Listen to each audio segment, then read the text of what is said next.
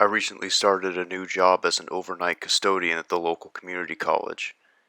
It's not the most glamorous job in the world, but I was attending classes at that school, so it worked out. Not to mention the slightly increased pay rate for working nights, which was a big deciding factor as well.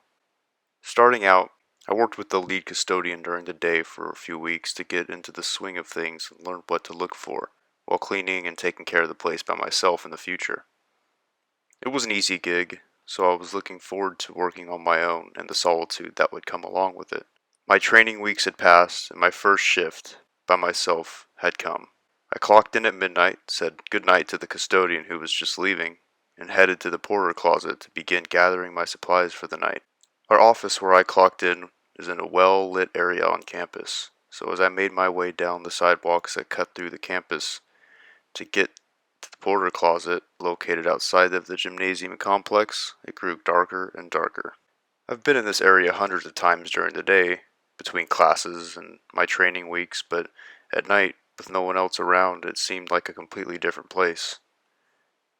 I was just a little bit anxious, but I blamed it on first day on the job nerves, nothing more.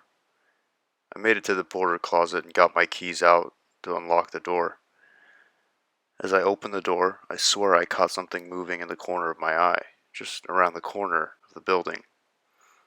I grabbed my flashlight off my belt and turned it on, pointing the light at the corner. There was nothing there, and I decided I should at least look around the corner. Slowly, I walked over, and when I approached the corner of the building, I peeked around, flashlight pointed, and saw nothing. Shrugging it off as a rabbit or other small animal, I made my way back to the porter closet to gather my supplies. I loaded up the golf cart inside with a mop bucket, a plethora of cleaning supplies, and a toolbox. I backed up out of the closet, got out to lock it up again, and drove off to the biology lab buildings, which were first on my list for a good cleaning and some light maintenance. I arrived at the building and parked the cart next to the entrance.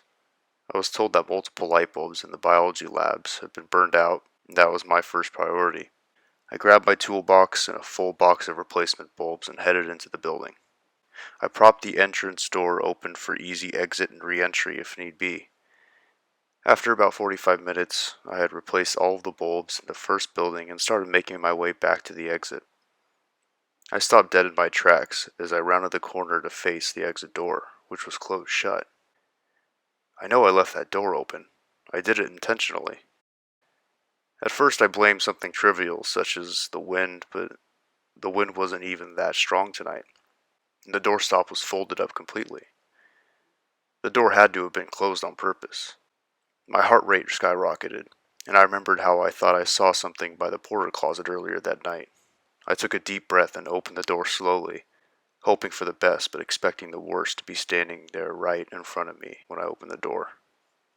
But there was nothing on the other side. I looked at my golf cart and it was still there, right where I left it.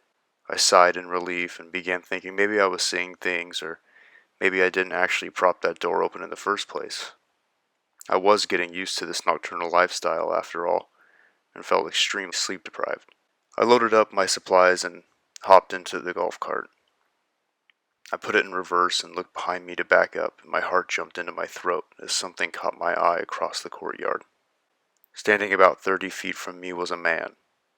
He was tall, scrawny, and disheveled. He had a menacing grin going across his face ear to ear, and I could just make out his disgusting rotted teeth. In his hand he had a hammer, my hammer, that was on the back of the golf cart. My adrenaline kicked in as he started slowly walking towards me. I hit the pedal on the golf cart, and instead of swiftly pulling out, it moved like molasses. I looked down at the tires to see they had all been slashed and were completely deflated. I cursed and jumped out of the cart, running as fast as I could for the office so I could lock myself in and call the police. I looked back and the man was in full pursuit, still smiling.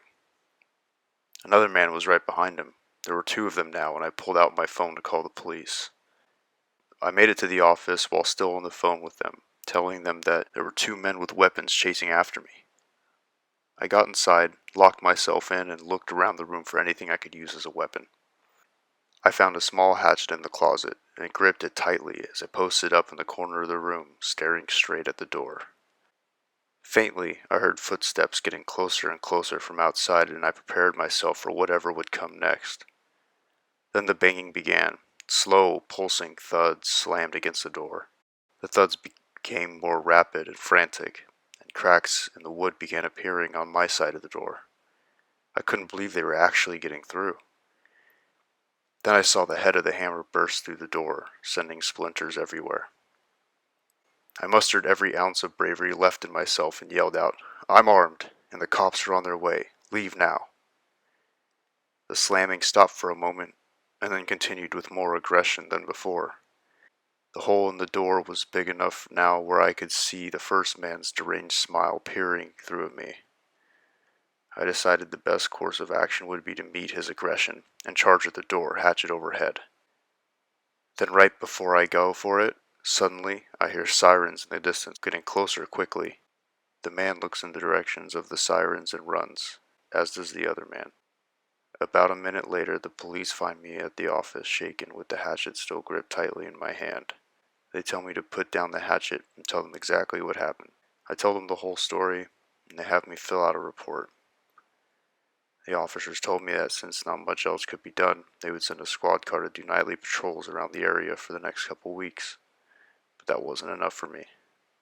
The lead custodian was called, and he came in to find out what happened and assess the damage to the office door. And I quit on the spot.